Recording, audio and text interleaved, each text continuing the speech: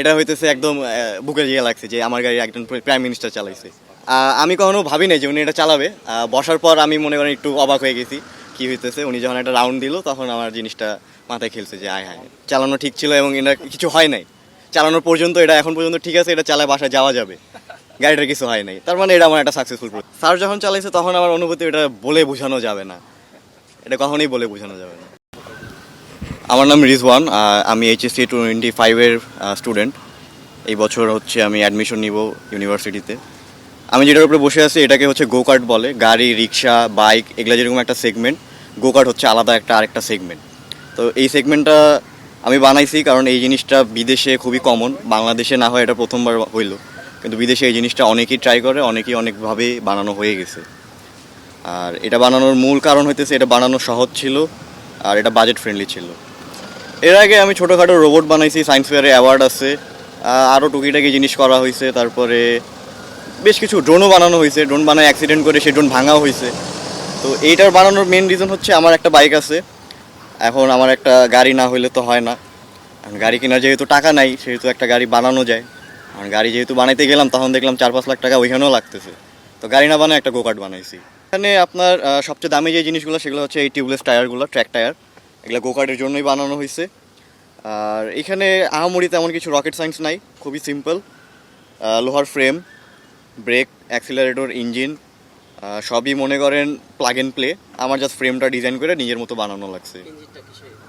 এই ইঞ্জিনটা জেনারেটরের ইঞ্জিন, এটাকে স্পিড বোর্ডে বা ওয়াটার পাম্পে সব জায়গায় ইউজ করে, মাল্টিপারপাস ইঞ্জিন। পিএম স্যার আমার এটা দেখলো, দেখে আমাকে অনেক উৎসাহিত করছে। আর যে কোনো হেল্পের জন্য তিনি পাশে দাঁড়াবে, এটা উৎসাহিত করে গিয়েছে। আর দেখা যাক আগামীতে কোনো হেল্প লাগলে অবশ্যই জানাবো। এটা তো হচ্ছে রাস্তায় যেহেতু এটার কোনো লিগ্যাল নাই, আপাতত এটাকে প্রোডাকশনে নিয়ে যাওয়ার কোনো উপায় নাই। তবে আমার ইচ্ছা আছে বাংলাদেশে একটা কালচার শুরু করার। জাপানে যেরকম এইগুলো গাড়ি ফরেনাররা রাস্তায় চালায়, জাপানে কিন্তু এটা স্টিল ইললিগাল, বাট জাপান সরকার এটাকে অ্যালাউ করে। তো আমিও চাই বাংলাদেশেও এটা শুরু হোক। জিনিসটা যে একেবারেই আনসেফ এমন না, একটা বাইকের চেয়ে এটা সেফ।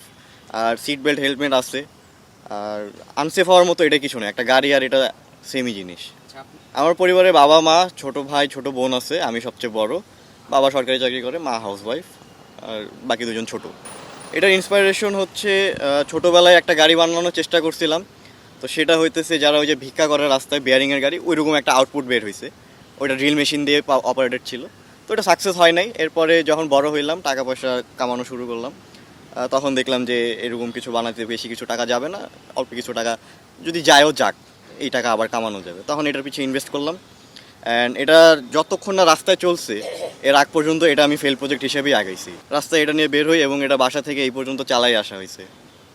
এটার সাথে আমার 1-2 জন লাগে, আমার সামনে বা পিছে, কারণ এটা ছোট জিনিস, রাস্তার মধ্যে মানুষজন একটু ভিড় করে দাঁড়ায়। সেফটি ইস্যুর জন্য না, বাট মনে করেন মানুষজন তাকায় থাকে, আপনি গাড়ি চালাইতেছেন, আপনার গাড়ি থেকে একজন আপনার তাকায় থাকবে। আপনার এটা নিয়ে ভবিষ্যৎ পরিকল্পনা কি?